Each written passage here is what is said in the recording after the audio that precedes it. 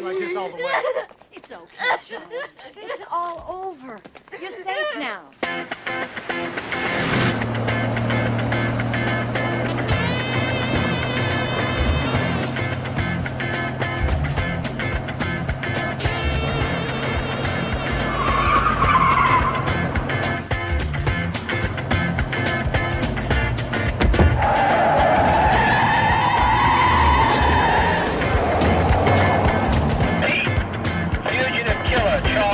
Is heading west across the Badlands. He is armed and extremely dangerous. Well, look at there.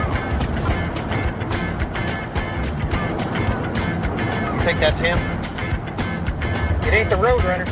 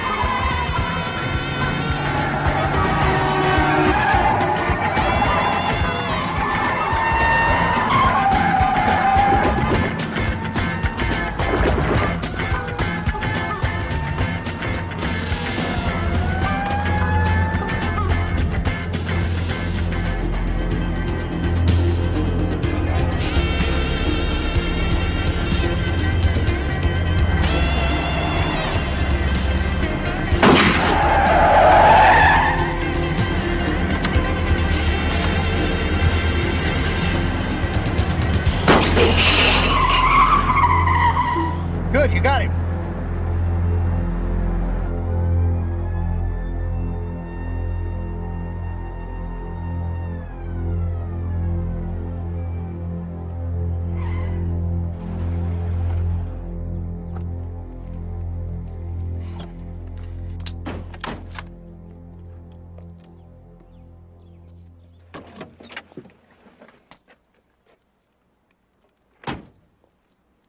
Right there. I said hold it and put your hands up.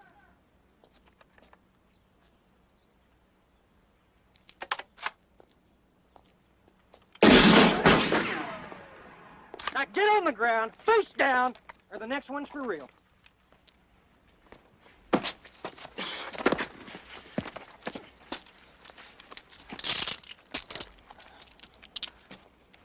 Turn him over. Take it easy, Hopalong. You know, if I hadn't run out of ammo, you never would have taken me alive. Is that right? Uh-huh. Let's go tough.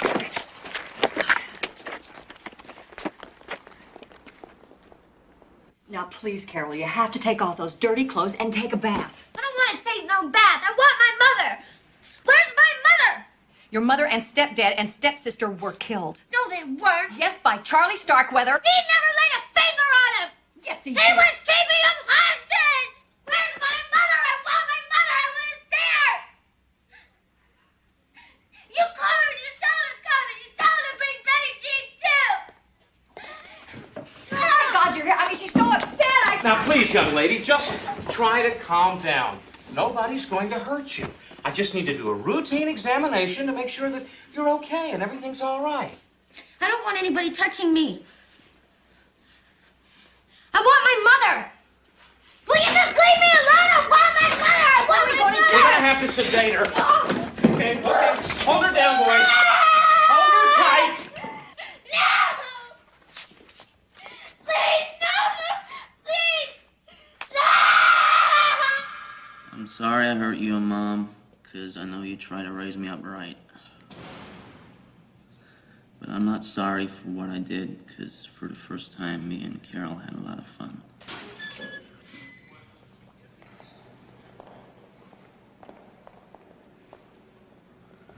if she comes back, don't hate her. She had nothing to do with the killings. Here he is, guys. Charlie, give us a shot, Charlie. Charlie, look this way. Come on, Charlie. Look at the camera. Come here, Charlie. Hey, Charlie.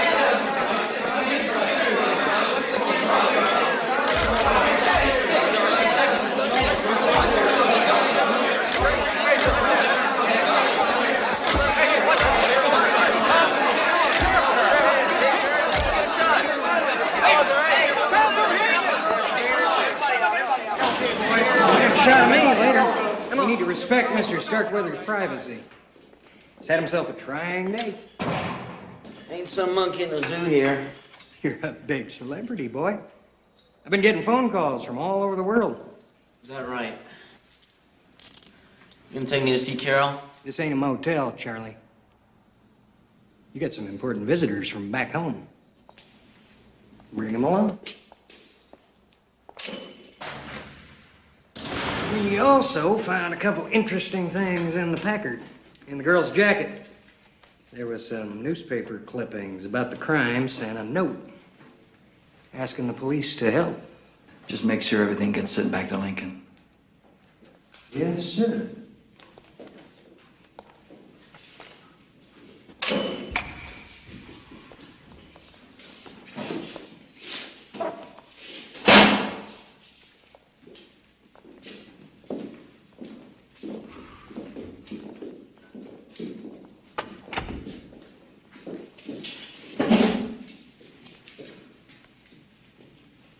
Hey, Sheriff.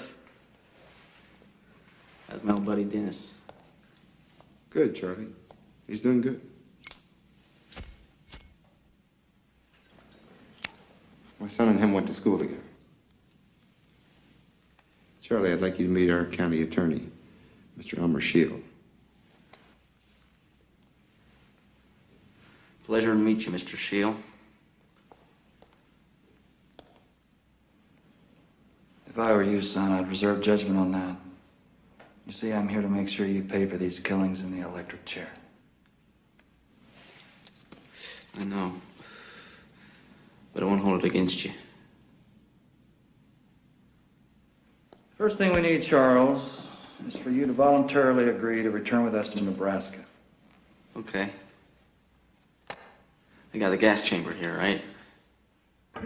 Right. Never much like the smell of gas.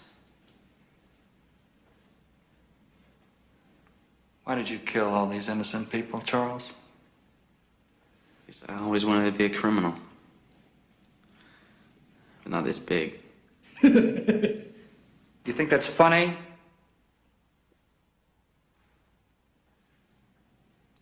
There's one thing, the only thing I'm gonna ask. Don't be rough on the girl. She didn't have a thing to do with any of this. Is that true, Charlie? Or are you just trying to protect her? Like I said, she had nothing to do with any of this.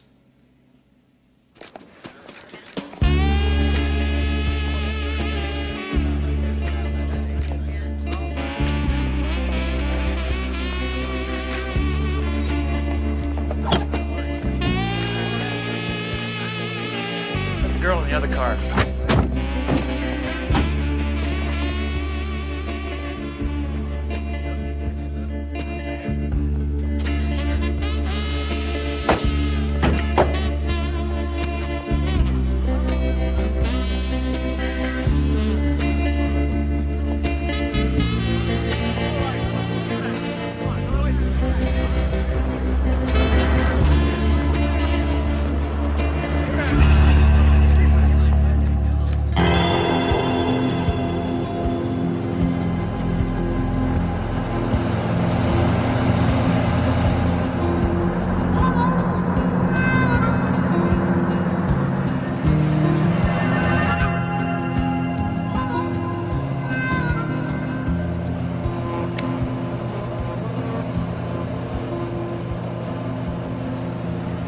If I'd have made it back in them mountains, you fellas in need of the 7th Cavalry flushed me out. I bet President Eisenhower would have sent in the army.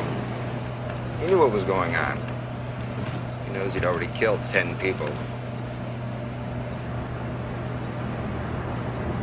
11. Kill 11, not 10.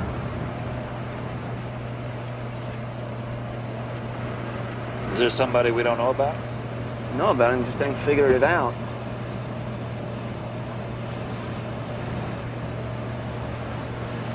Gas station boy. Bobby Culver? Yeah, he was the first. If you fellas will count me on that one, the rest will never happen.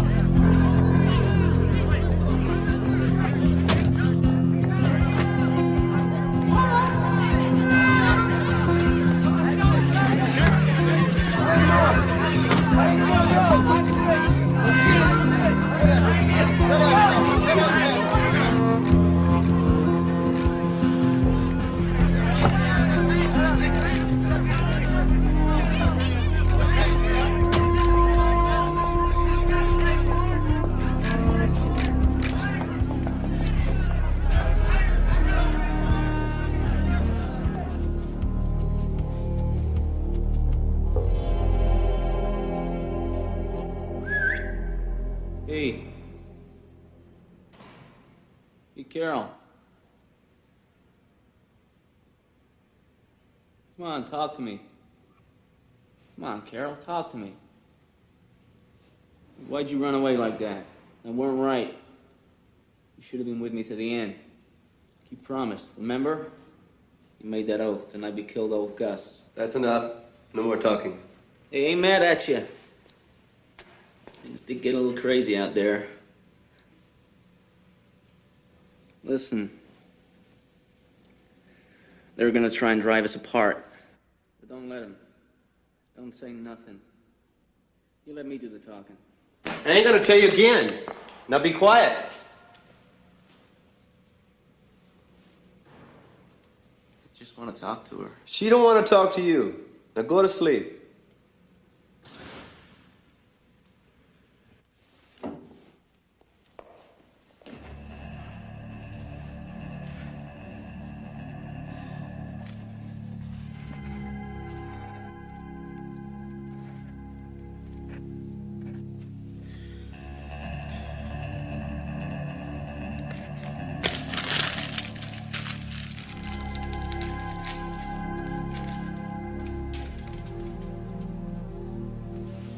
By the time anybody will read this, I will be dead for all the killings. And they cannot give Carol a chair. From Lincoln, Nebraska, they got us. January 29, 1958. 1958 killed 11 persons. Charles killed 9, all men. Carol killed 2, all girls. Charles Starkweather, Carol Fugate.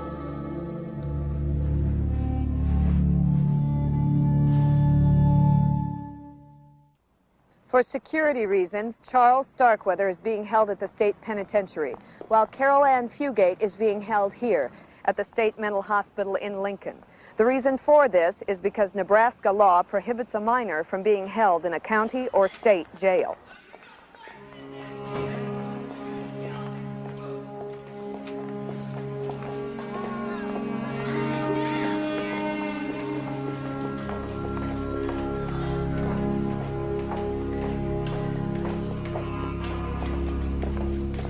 Carol, when you were inside the ward house, did you ever have a loaded firearm in your hand?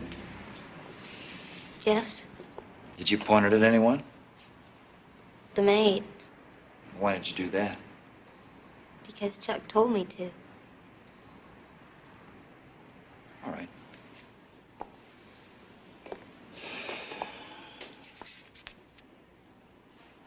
Carol, let's talk for a minute about the killings of the two teenagers. Starting right after they offered you a ride.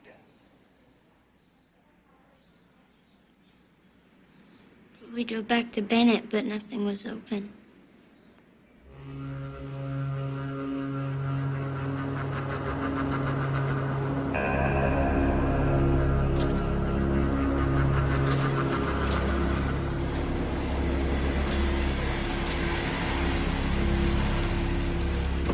So where's the phone? It closed up early. And that means they locked the phone up too. You got any suggestions? Yeah. Let's head back towards Lincoln.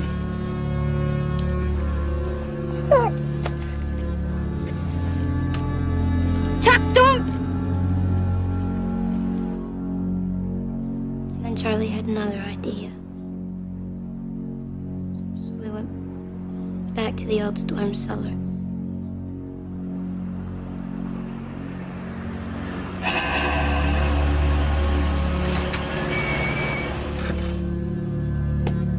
Get out.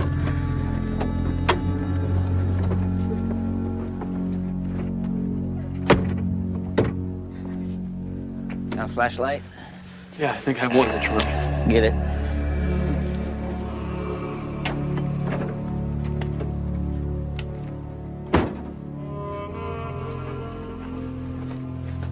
What's she doing? Get her out of the car. No. Please let me stay here with you. You've got to do what he says. Otherwise, he'll hurt you.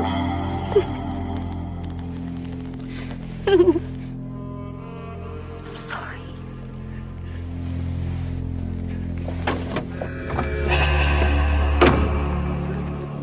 It's okay. What are you gonna do? Stay put till I get back. Where are you taking us?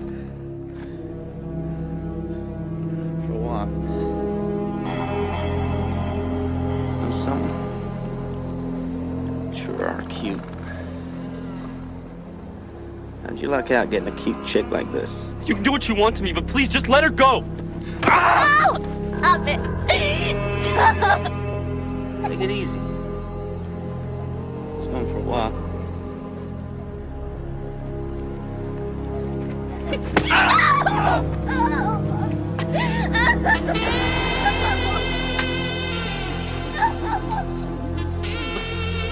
Open the door.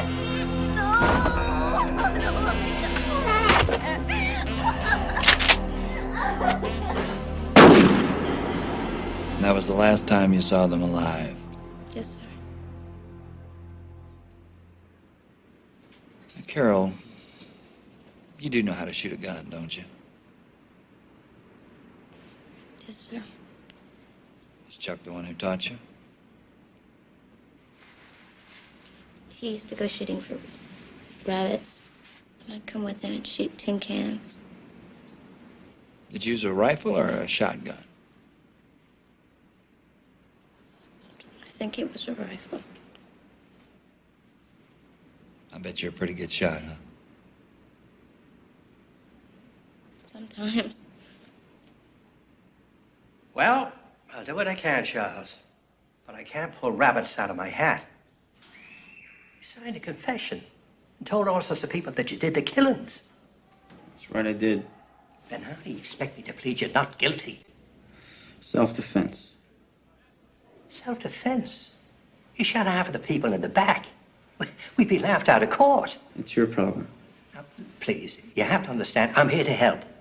I want to see you get a fair trial. But your only hope, slim as it is, would be to plead not guilty by reason of insanity. No way. I'd rather just skip the trial and go straight to the chair. Charles. No, I got a reputation to uphold. I killed them because they had it coming. And that's it. Nobody remembers a crazy man. Hey! What's all the shouting about? Oh, it's just a little spirited discussion, that's all. Nothing to be concerned about. I don't care what the hell you do.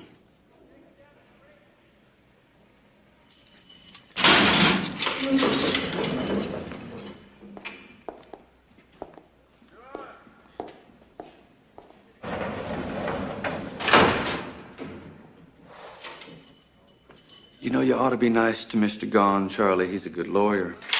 He ain't good enough. Shield's gonna chew him up and spit him out. Well, maybe so. You know, you ask me, I think your biggest problem's Carol Fugate. What the hell are you talking about? She's been saying terrible things about you, Charlie. No, really. Shocking things. It's a lot of crap. Well, if you don't believe me, here it is. Black and white.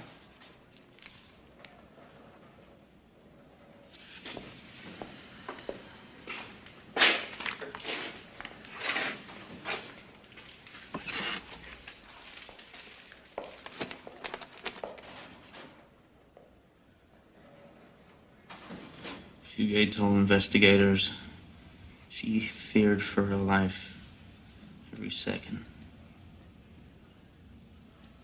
Starkweather was like a wild animal, just killing people for the thrill of it all.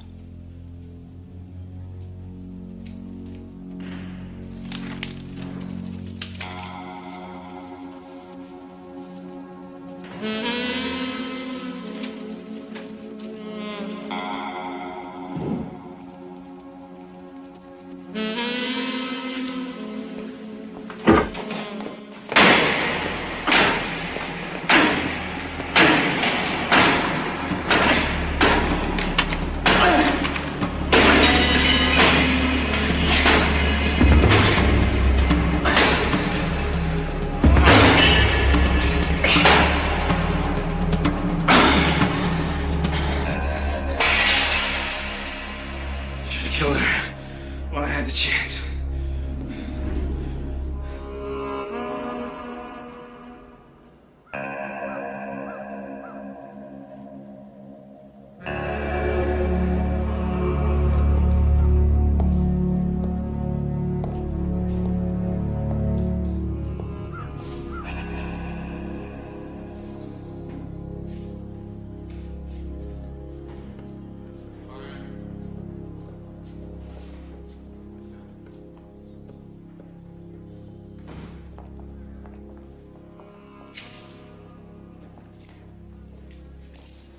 Thank you.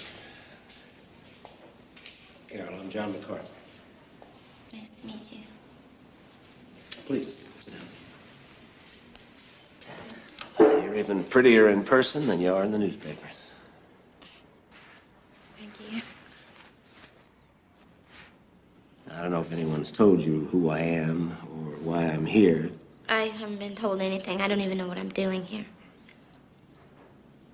Well, I'm an attorney, Carol. I've been asked by the court to represent you. You do know what an attorney is, don't you? It's kind of like a lawyer, right? It's exactly like a lawyer, just a different name for it. I've seen a lot of them on TV. Well, that is different, Carol, because this isn't make-believe. This is a very serious business. And you're about to be charged for being an accessory to first-degree murder. Murder? I didn't kill anyone. It was Chuck. All they told me was that I was going to be a witness. That's all they said. And nobody's told you... You mean nobody's told you that you're going to stand trial for exactly the same crimes as Charles Starkweather? Nobody's told me anything. Nobody's even come to see me. Where's my sister, my grandma? I don't have no family no more. No friends. I just want to go home. Granny Street will take care of me. Carol, I don't want to upset you any more than you already are, but you have to understand something. You're in very serious trouble. After all my years of practicing law, the only thing I'm halfway sure of is my sixth sense. Now, I spent several hours questioning this child. She's in the 8th grade, Elmer. And she answered every question consistently, without hesitation. She didn't try to change the subject. I just don't think she's sophisticated enough to fool me. You obviously haven't read her confession. Confession? What confession? You have a statement. that she never signed and she never should have given without benefit of counsel. We followed the letter of the law, John. You stretched the letter of the law from A all the way out to Z. Now, look, this whole thing is just moving too fast. At the very least, I want a delay. Well, you may not need it. We're going to try them separately, and Starkweather's up first. We were hoping she might like to testify against it. No way. If you call her, I'll have her take the fifth. Somehow I thought you might say that. Emma, one more thing. Just so you know, I'm filing in the morning to have her case moved to juvenile court. I'll never let it happen. The law is very specific, Elmer. She's only 14. Well, Carol King was only 16, and Robert Jensen was only 17. I made a promise to these kids' parents, John, and I'm going to keep it. Now, Carol Fugate is not going to have her wrist slapped in juvenile court. She's committed an adult crime, and she's going to be tried in an adult court.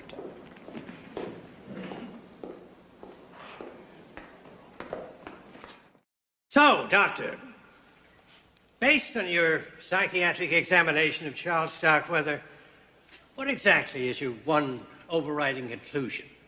That Charles Starkweather was suffering from a severe mental disease, which prevented him from knowing right from wrong. And during your examination, Doctor, did you ever observe any feeling on the part of the defendant for any of the alleged acts he was supposed to have committed? I don't believe he is capable of any real feelings, certainly not guilt or remorse. To him, the act of killing was no different than stepping on a bug. If his favorite automobile ran into a river, he might be sorry, but a human life, well, that means nothing to him. Your witness.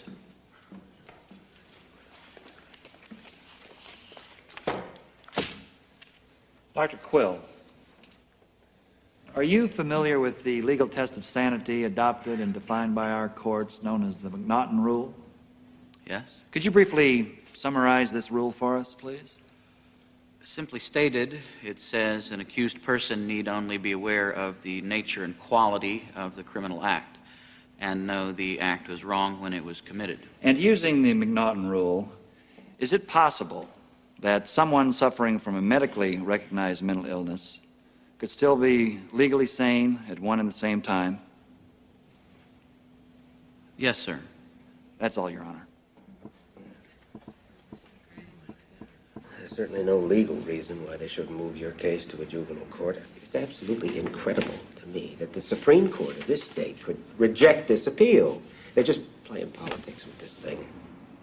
What does that mean?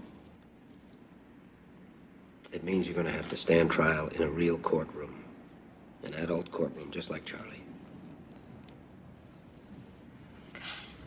They'll concentrate on the murder of the boy and the related charge of the murder during the commission of a robbery. And they see they're not accusing you of actually pulling the trigger, but they don't have to. Just being an accessory makes it a capital offense. Well, are they going to give me the chair, too? They're not going to give you the chair. Don't even start thinking about that. They have absolutely no physical evidence. And I can't believe that there is a jury anywhere that's going to take the word of Charlie Starkweather. I thought he told him that I was innocent. Well, that's the other thing. Charlie's changing his story. Seems like he comes out with a brand new confession every other day or so. What about the note that I wrote to the police asking them for help? I mean, that must show that I was trying to get away. Unfortunately, nobody can find that note. The sheriff in Wyoming, he remembers taking it out of your jacket. He claims he sent it on to Lincoln. The prosecution says they never saw it. Seems like I'm never going to get out of this place. You will help me, won't you? Of course I'm going to help. Listen, Carol, that's the one thing I can absolutely guarantee you. I will never, ever stop fighting to get you out of here. Okay? Ladies and gentlemen, do not believe when the prosecution argues that not guilty by reason of insanity means that someday Charles Starkweather will go free. Not even an act of Congress could ever make that happen. Our society, which spawned this young man, has ironclad, uncompromising rules to ensure the proper punishment of the criminally insane. Now, if you decide that revenge must triumph over reason, that two wrongs do make a right, I will ask each of you to come with me when I bring my client to the death house. There, with his trousers cut to his knees and his arms stripped bare, you will see him strapped in that chair. And watch as the switch is pulled. We will all stand back in horror as the electricity surges, the smoke comes from his head, and his lifeless body falls forward. In the name of mercy and the great commandment, thou shalt not kill,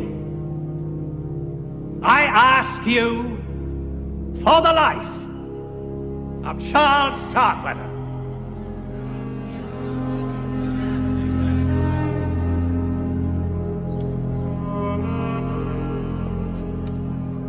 I understand you have reached a verdict. We have, Your Honor.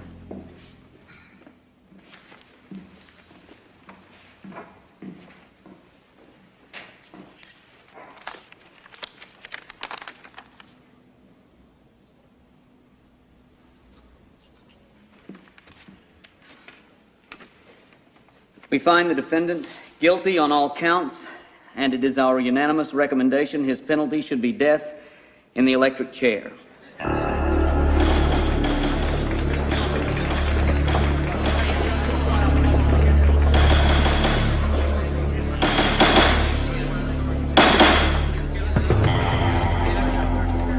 Ladies and gentlemen of the jury, thank you.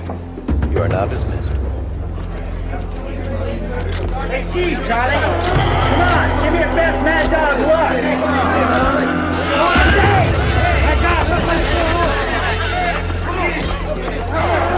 Come on, get him off of you. Get him off of me. Let go.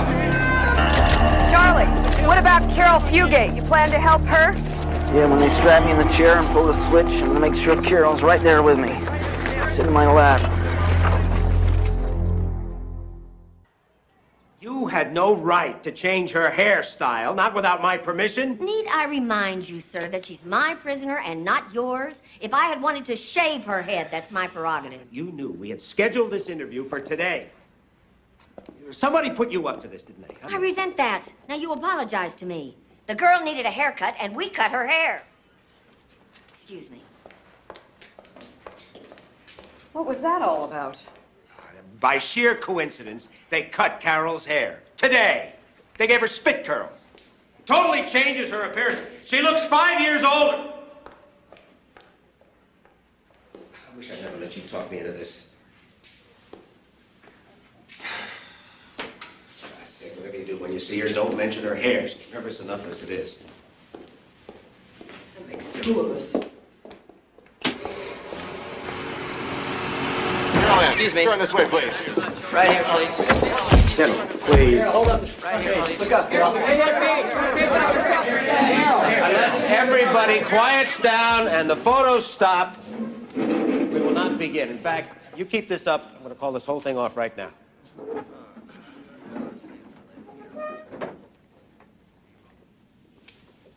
As you know, I've strongly opposed my client granting any press interviews because I believe pretrial publicity is improper, detrimental to the defendant's right to a fair trial. Unfortunately, the prosecution has decided to use you people to whip up such a frenzy of negativity against Carol Ann Fugate. We felt we had no choice but to let her take her case to the people. Now, as we planned, there will only be one person asking questions, Jonette Fox. Jonette? Now, Carol, before this all began, didn't you go out with Charlie Starkweather for quite a while? Yes, I went with him the year before, and then I told him that I never wanted to see him again. Why didn't you want to go out with him anymore? Because he was crazy. Since nobody's seen you since your capture, there's been a rumor you were pregnant and secretly had Charles Starkweather's baby. No, I've never been pregnant, and I've never had a baby. And I'm not pregnant now. When was the first time you found out that your parents and little sister were dead? When we were captured. Out there in the desert? Yes. Now, Charlie said in one of his confessions that you held a gun on the victims. That's not true. How about when the policeman came to your front door? Why didn't you say something? Why didn't you try to escape then? Because Charlie Starkweather had a gun on me, and he would have killed us both. Did you ever break down and cry or beg him to let you go? Yes, I cried all the way. Do you think Charlie got what he deserved when he was convicted to the electric chair? Snot-nosed little brat. I wish they'd called me for this jury. So you were not Push up a prepared to minute. condemn him for what he did. Again, it is not my place to say. Jeez, Louise, do you believe that? Listen, I got 50 big ones says she gets the chair too. Make it $1, you got a bet. Oh, $1 it is. And Deputy Romer, did you have any further conversations with Carol Fugate before you arrived in Douglas? Yes, sir. Right before we got into Douglas, she told me she had seen Mr. Starkweather kill 10 people. 10 people? Did she say who they were? She said she had seen him kill her mother, her stepfather, her stepsister, a boy and a girl, a farmhand, and 4 other people. So she said to you that she was present when her mother, stepfather, and stepsister were killed? Yes, sir. I'm going to object to this as leading. It is leading. Objection sustained. No further questions, Your Honor.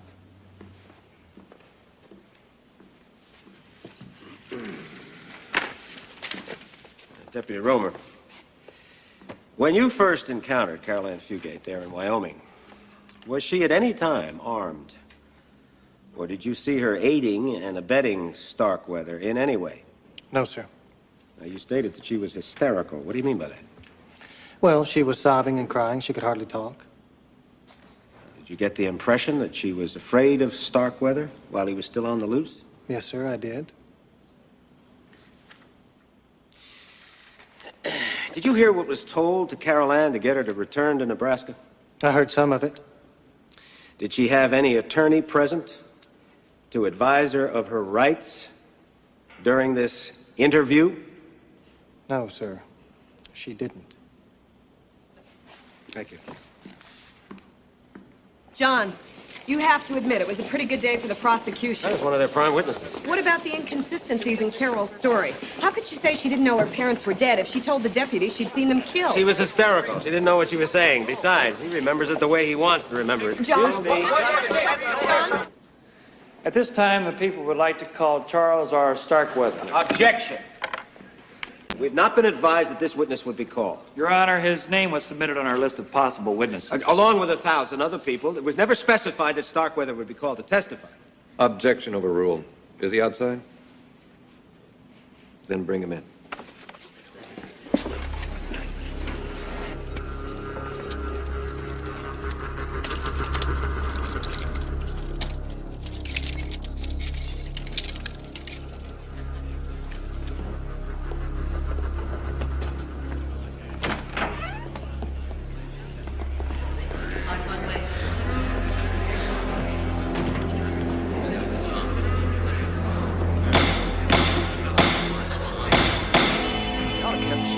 Look at that.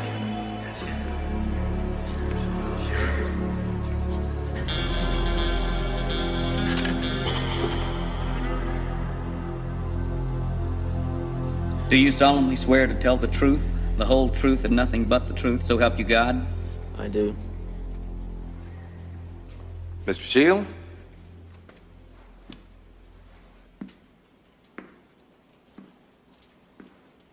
Charles, when you arrived at the Bartlett house on January 21st, who was there? The baby, and Carol's mother, and Mr. Bartlett. And what happened then? I got in an argument with Mrs. Bartlett. She slapped me, so I done hit her back. She screamed and her husband come in. And then? I shot him. And her, too. And the baby, Betty Jean? I threw a knife at her.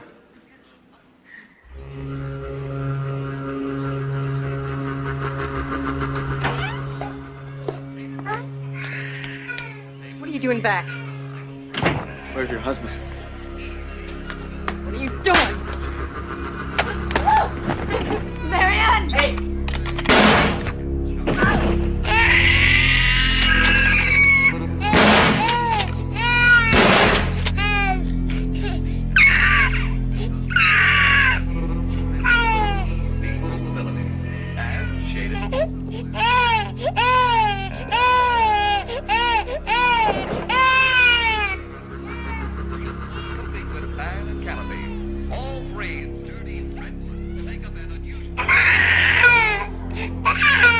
Charles, where was Carol Fugate during all of this? She was in another room. I'll say, 245. 245 is Mrs. Leon's final bid. Mrs. Young, you're at 125. Top bid is 245, and this is your last bid. You kill him? Betty Jean too? Yeah. Didn't stop screaming. Good riddance. I was getting so sick of her always yelling. Gonna help me clean up this mess? You made the mess, you clean it up. Gotta get him out of here. Chuck, can't you see my favorite television programs on?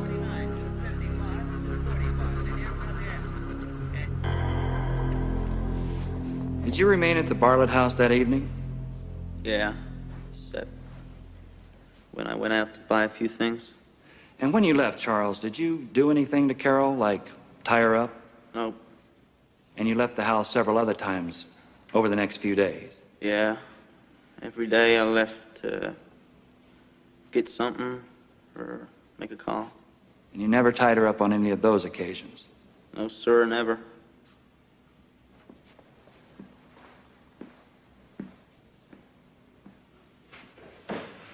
Charles, let's talk about the killing of the two teenagers, Robert Jensen and Carol King, starting right after they stopped and offered you a ride.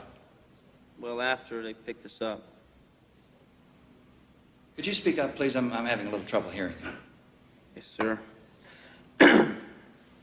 After they picked us up, we went to Bennett to make a phone call. The phone was locked.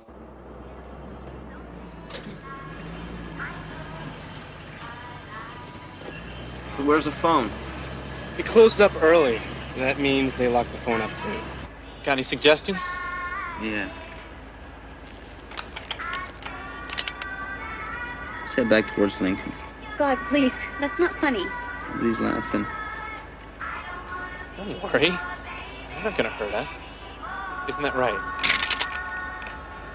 You do as we say, or I'll kill her right now. Do you hear me?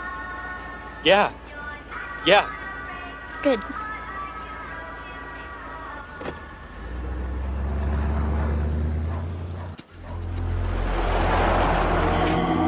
I know you're not the kind who wants to hurt anybody.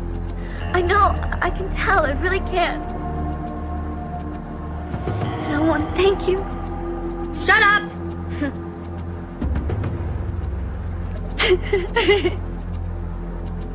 Did you get his money? I ain't no magician.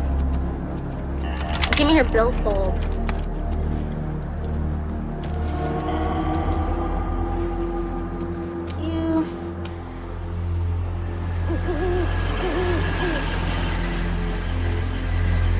Now, Charles, where was Carol when you took the Jensen boy and the King girl down into the storm cellar? She was waiting by the car.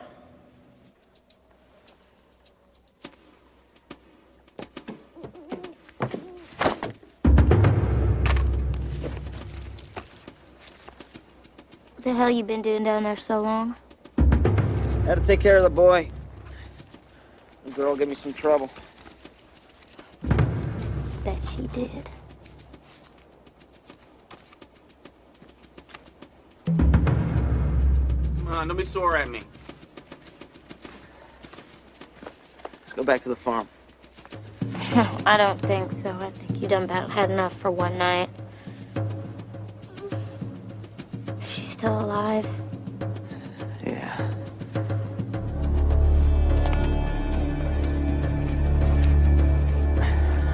What are you doing?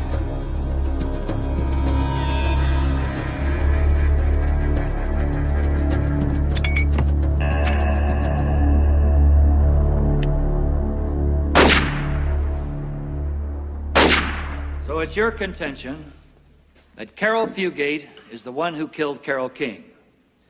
Yes, sir. And you also maintain that Lillian Fensel, the maid in the Ward house, was also killed by Miss Fugate? I didn't kill the maid, I didn't kill that girl. Both of them was definitely alive when I left them.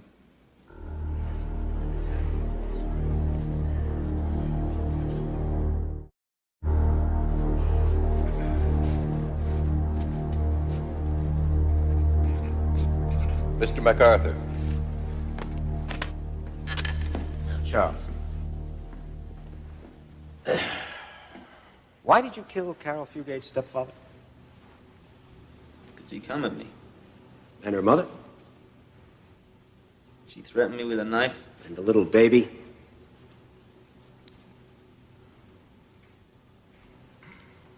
I don't want to talk about those murders. Oh, I can understand that, Charles.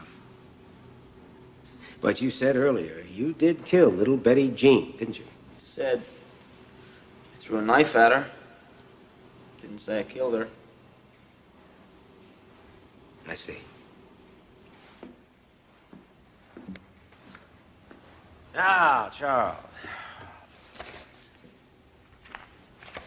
Handing you a copy of a photo. The reporter has marked exhibit number 27. This is a photo of the confession that you wrote on the wall of the Gehring jail cell in your extradition back to Lincoln. Is that correct?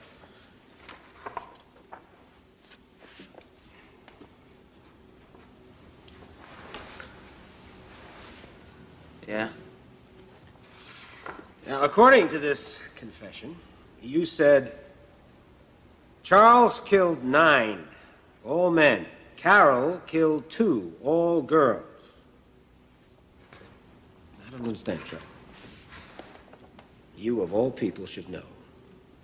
There were 6 males and 5 females killed. I ain't never been too good at adding things up. You ain't never been too good at telling the truth, either. Objection, Your Honor. Objection sustained. Strike that last statement from the record. You realize, Charles, that you have given the authorities something like 7 or 8 different accounts of how each killing took place? All different. Let me give you a couple of examples. In your statement to Mr. Shields, signed and dated February 2nd, 1958, you answered the question, did Carol Fugate ever fire a weapon at one of the victims? If she did, I didn't see it. You also said the night of the Bartlett family killings, I tied up Carol real tight to make sure she'd be there when I got back. You also said in a recorded phone conversation with your parents, Carol had nothing to do with the killings. Isn't that what you said? Yeah. In your confession in Wyoming, January 28th, weren't you asked, did Carol Fugate ever know you killed her family? And didn't you answer, no, I don't believe so? That's what I said. It ain't true. All that stuff you're reading is a bunch of hogwash. Hogwash. Hogwash. Just like everything you said here today. Objection. Badgering the witness.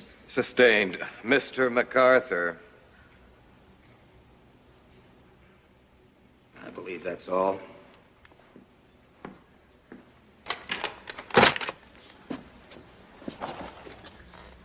Mr. Shield? Just a few more questions, Your Honor. Now, Charles, you have admitted to some falsehoods in some of your earlier confessions. That's right. But in your later confessions, after you were in the state penitentiary, those were all pretty consistent, all truthful and accurate. Isn't that correct? Yes, sir. So why did you give us those earlier statements? To protect her. Let the record show he pointed at the defendant, Carol Fugate. And why did you decide to stop protecting Carol Fugate? Because I got tired of lying. Look, I'm gonna die. I'm gonna get what's coming to me. So I got nothing to win or lose by any of this. I don't care if you people believe me or not. But I'm through alibying for her. She was no more a hostage than I was. Hell, Carol was in on it every step of the way. You convicted me for what I done. That's okay. But I ain't covering for her no more. That's the truth. I believe that's all, Your Honor. Sheriff, you may return the witness.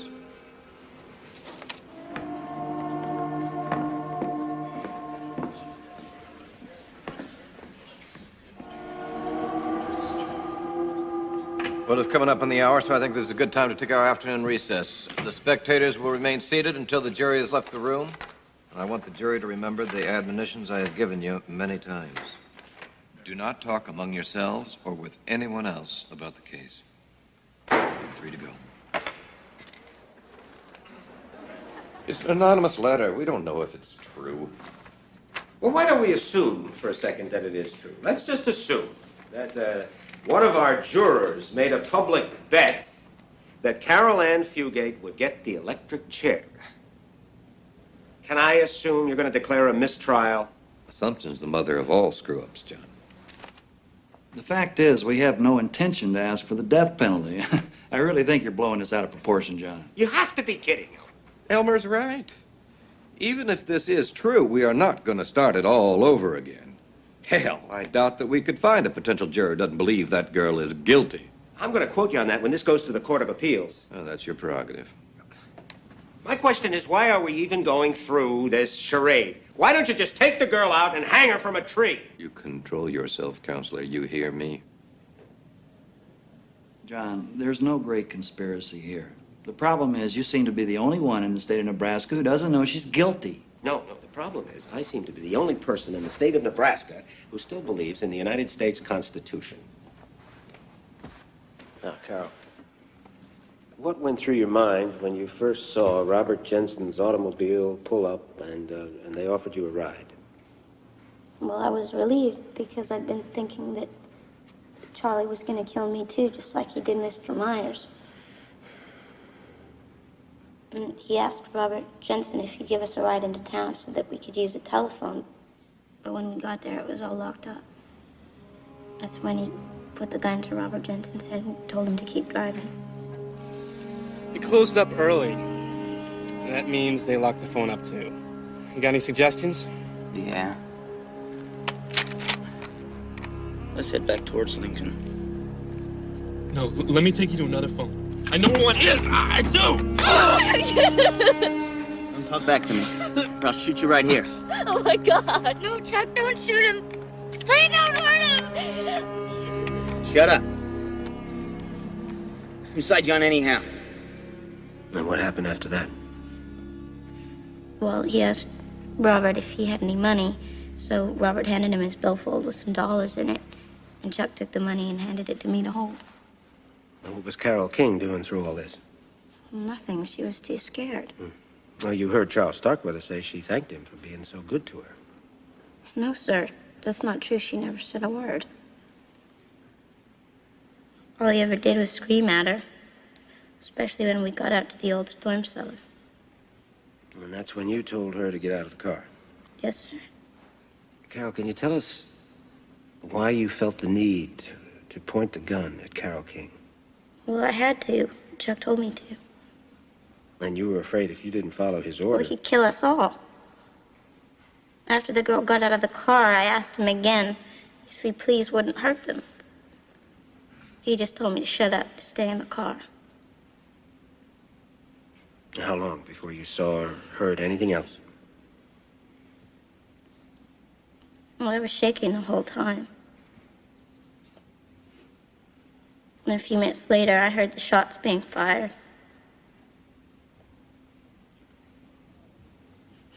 I started to cry because I knew what he'd done.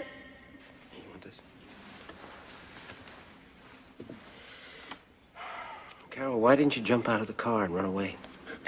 I couldn't move, sir. I was frozen with affright.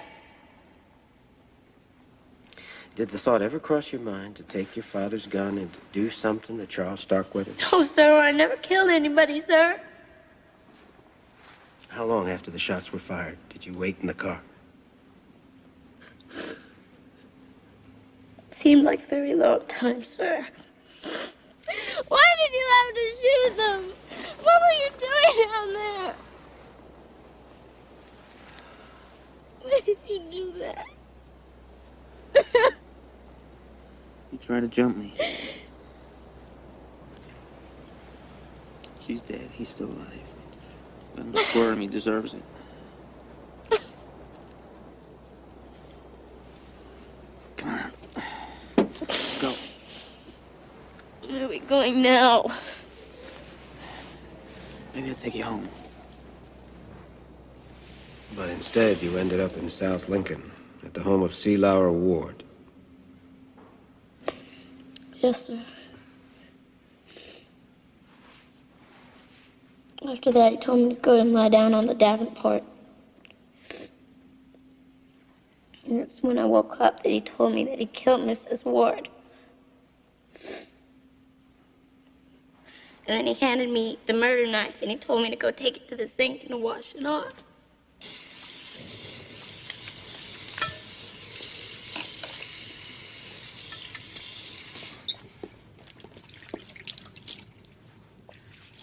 Get all the blood off it. Doing the best I can. Go in the bedroom. Get rid of the smell. What? I'll find something.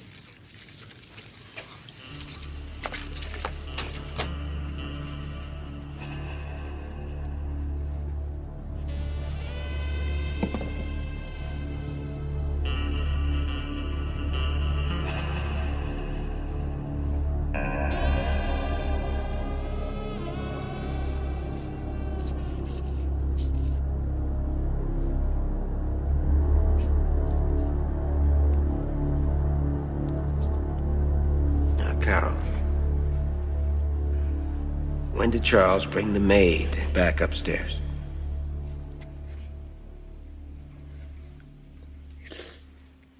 It was after dark because I was standing at the window with the flashlight.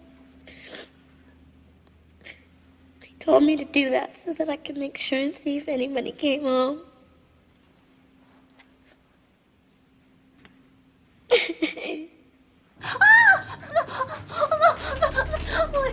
Chuck, you're hurting her. She's gonna get tired if she has to sit that way all night.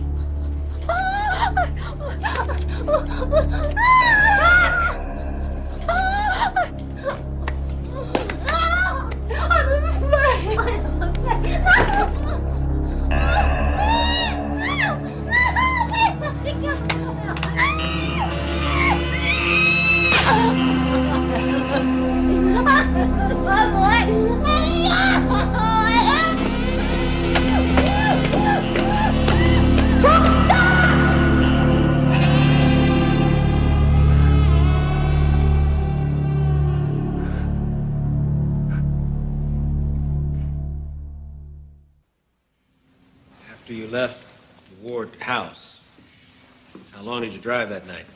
All night.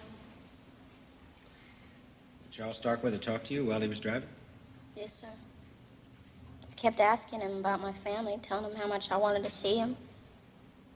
I begged him to take me home, but all he'd ever say was no. Now, speaking of home, Carol, when you left school that day, you returned home to find an armed Charles Starkweather waiting inside the house. Yes, sir. And for the next 5 days, you were his hostage. Yes, sir. Do you recall the first time that Starkweather left you alone in the house? Not really. It was at night. I tore up a piece of my mother's dishcloth. And he tied my hands behind my back, and then he tied my feet together, and then he tied those to the chair. And he left me like that every time he'd leave the house. This is a problem with occupation, believe it or not. Dr. and Mrs. This, play or pass? Play. One of these three people is going through the movements he or she makes every day at work. That's right, one of these sets of movements earns a person a weekly paycheck. The other two are doing nothing. person who's reenacting his or her daily job. I'll give you a close look before you decide.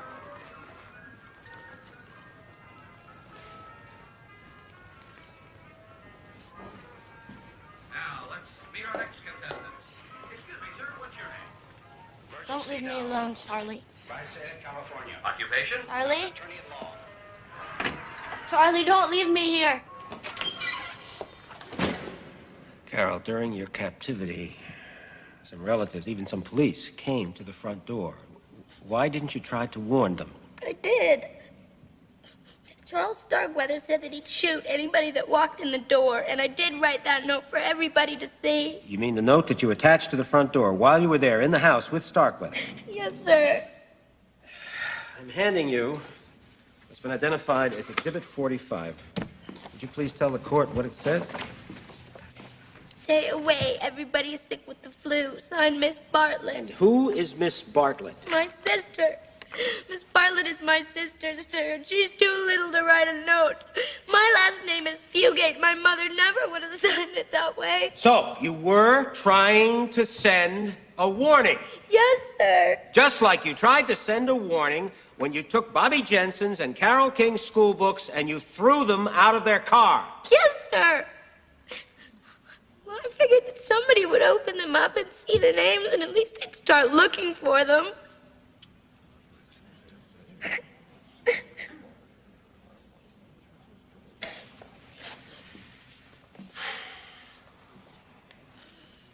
Carol, how did you feel when Charles Starkweather was brought into this courtroom to testify against you? I was scared stiff. And why is that?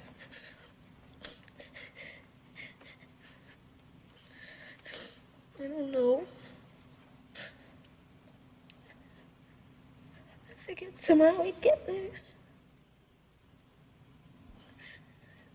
He'd try to kill me.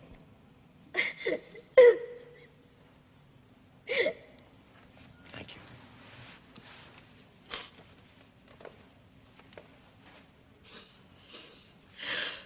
All right.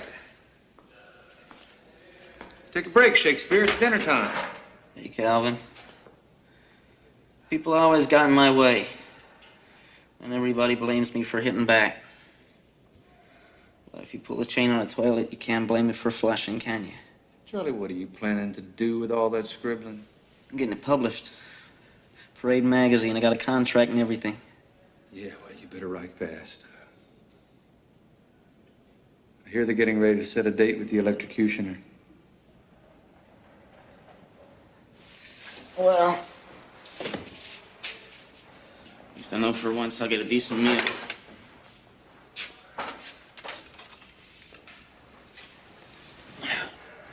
Hey, you hear about your little girlfriend in court today? Yeah. Level with me, Charlie. I mean about you and the girl. You really love her? Before I met her, I hated everybody, everything. And I started a new way of thinking. I had something to live for. How long didn't matter. Just as long as we were together. And then you turned on her. She turned on me first. I'd have protected her to the end. I really would have.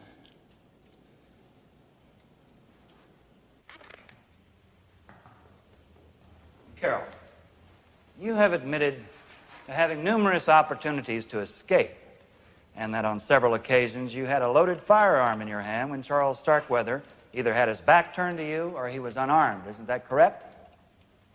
Yes. If you were so afraid he was going to kill you, why didn't you just shoot him? I didn't know how. You didn't know how to shoot the gun? Is that what you're saying? Yes.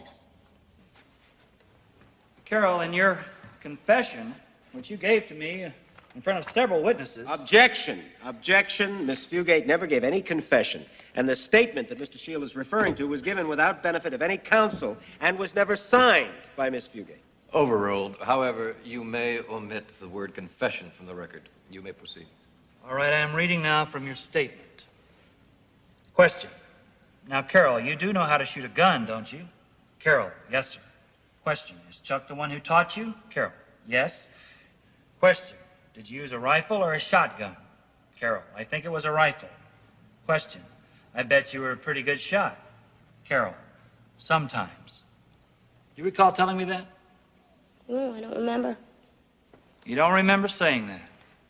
No. Well, is it true? Do you or do you not know how to shoot a firearm? I don't know how to kill anybody.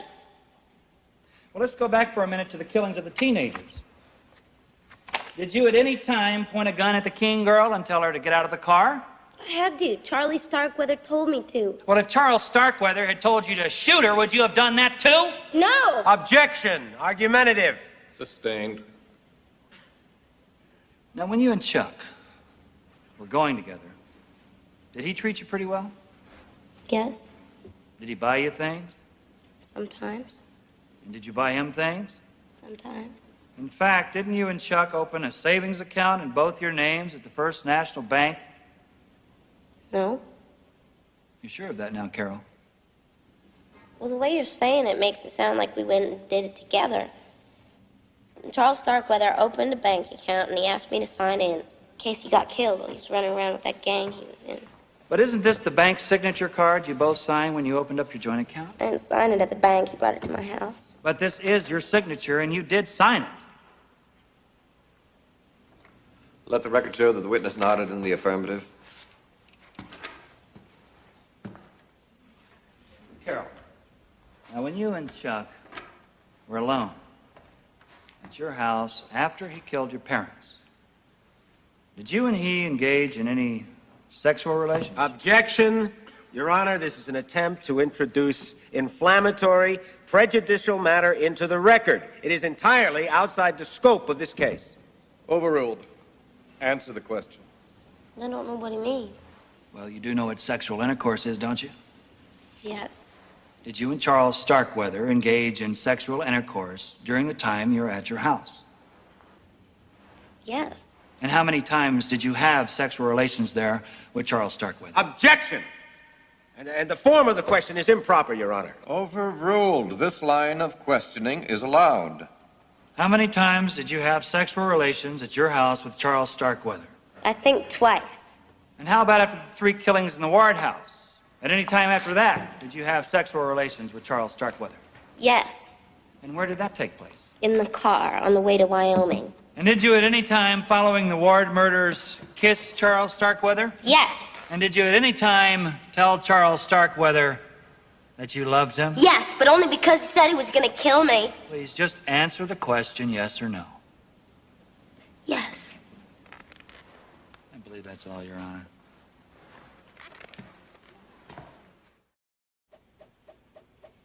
By her own admission, Carol Fugate warned Charles Starkweather that a policeman was at the front door. And she also admitted to having numerous other opportunities to escape or warn others during this murderous rampage. And let's not forget, ladies and gentlemen, that Carol Fugate admitted to having voluntary sexual relations with Charles Starkweather after she had witnessed the savage killings of his innocent victims. And that, ladies and gentlemen, is the true nature of their relationship. They were lovers and they were partners. And between them, they left a trail of bloodshed and horror, the likes of which this country has never seen before.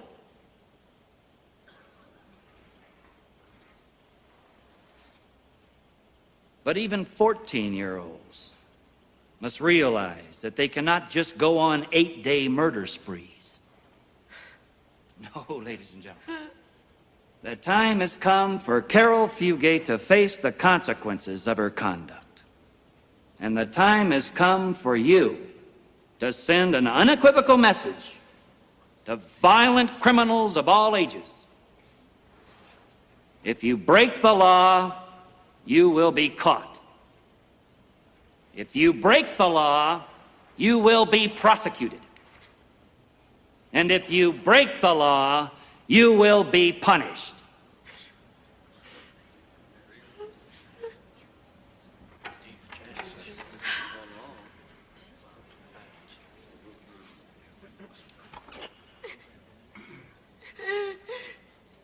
Thank you.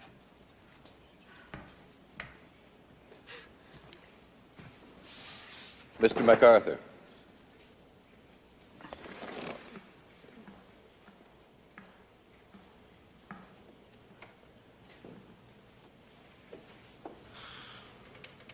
Let me be very blunt, ladies and gentlemen.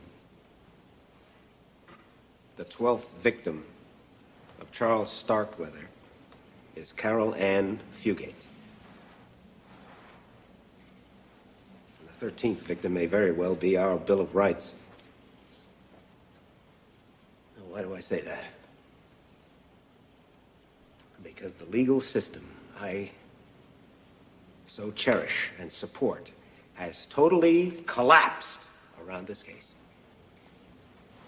This community's almost tribal need for vengeance, whipped up daily by sensational newspaper headlines, has turned this trial into a 16th century witch hunt. With the state's prime witness being Lucifer himself. Can anybody seriously believe the testimony of a madman like Charles Starkweather? And without accepting his incredible and inconsistent allegations as the gospel truth, where is the physical evidence required to convict Carol Ann Fugate? The county prosecutor wants you to consider that Carol may have had some physical chances to escape, but he wants you to forget her mental state of being during this nightmare. Remember what happened to the older, wiser, and stronger people who defied Charles Starkweather during his reign of terror. The prosecution also wants you to ignore the fact that this girl, this child, was only 14. An 8th grader with no history of any disciplinary problems, yet somehow, overnight, she was transformed into a wild-eyed killer, only to revert back to her peaceable nature the second that Charles Starkweather was captured? No. There was only one rational explanation here, that Carol Ann Fugate was too young, too confused, too terrified to act in any other way. And even when she tried to send a warning with a note signed by a 2-year-old who obviously could not write, her plea for help was ignored. Every action or inaction that she is accused of occurred while she was being held hostage by the most feared and savage mass murderer in the history of this country. She was 14, ladies and gentlemen, 14. Now, please, you must remember that. Think back to when you or your children or your grandchildren were that befuddled age. Then ask yourself if you or they could have witnessed such violence and not been traumatized. Ask yourself if you or they at 14 would surely possess the courage, the presence of mind to physically challenge a monster like Charles Starkweather. And finally, ask yourself if you or they, at the age of 14, would have acted any differently than Carol Ann Fugate. And if your answer is yes, yes, I certainly would have acted differently, well, then ask yourself if you're equally certain that you or they, your children, your grandchildren, would still be alive today Tell us about it.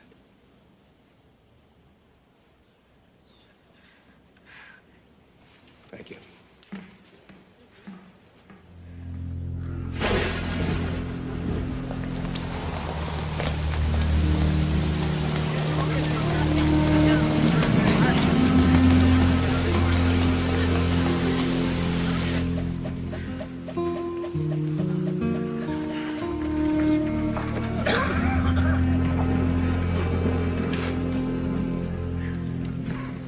I understand you have reached a verdict.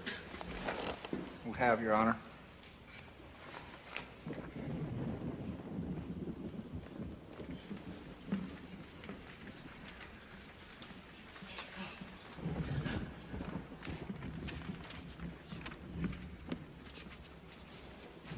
Would you please read the verdict?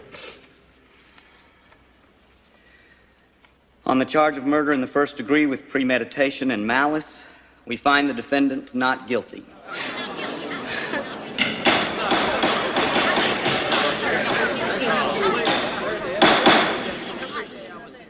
On the charge of murder in the first degree while in the perpetration of a robbery, we find the defendant guilty as charged.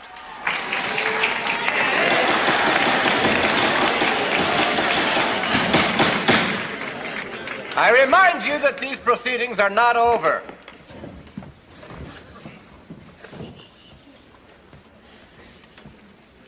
And it is our recommendation her sentence should be life imprisonment.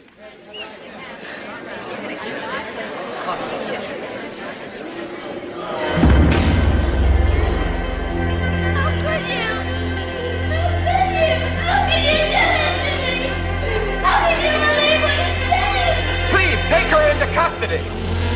I'm innocent! God knows I'm innocent! I'm not guilty one day at all, but I know you made a big mistake! No, one day you're all gonna realize you made a big mistake!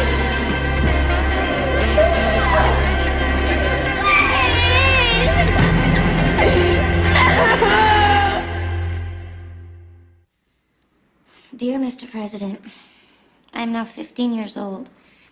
A year and a half ago on a day, I was in public school. 19-year-old Charlie Starkweather killed my 2-year-old baby sister, my mother, and my stepfather. Starkweather later confessed that I had nothing to do with his murder, which is true. Later, he changed his story and said that I helped him, which is not true. At midnight on June 25th, Starkweather will be executed, and I have been denied by our governor a request to see him. I still think that he may tell the truth before he is executed. I know that you are very busy, President Eisenhower, but please help me in any way you can. As I have nowhere else to turn because he killed all the family that I was living with. Sincerely, Caroline Fugate. I think it's very good. I'd sure want to help you. Do you think I'll get it in time? Just send a telegram right away. I want to write Chuck one last letter. I really don't see the point, Carol. I mean, he hasn't answered any of your letters. I know. There's something I have to do. You write him the letter, I'll see that he gets it, okay?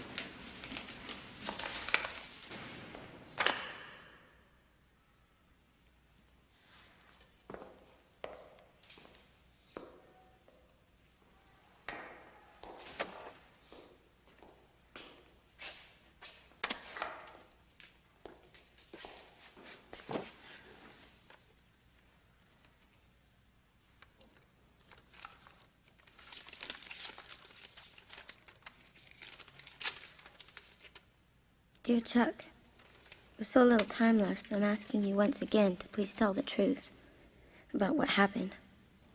Please tell him I had nothing to do with the killings. You know I'm innocent. Please tell the truth. Carol.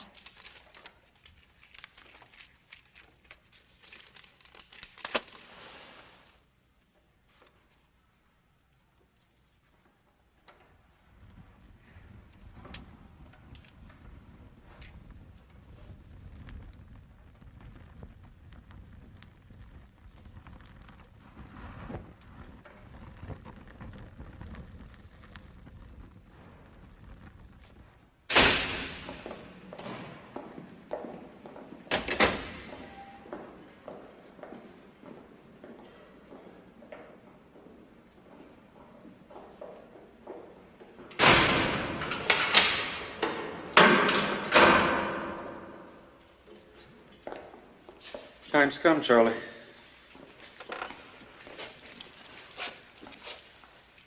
What's your hurry?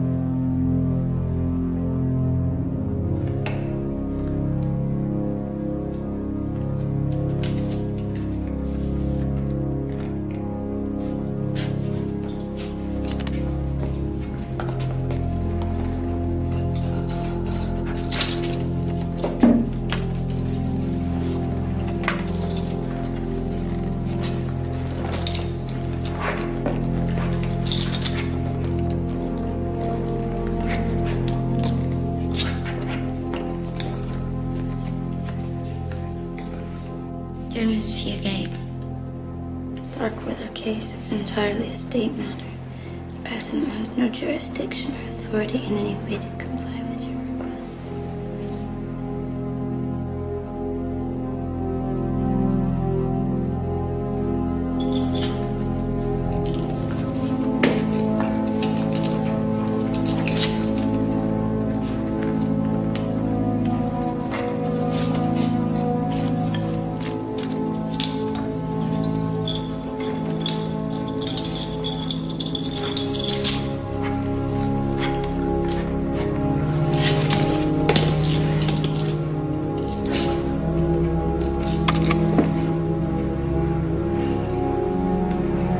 Do you have any final thing you'd like to say, Charles?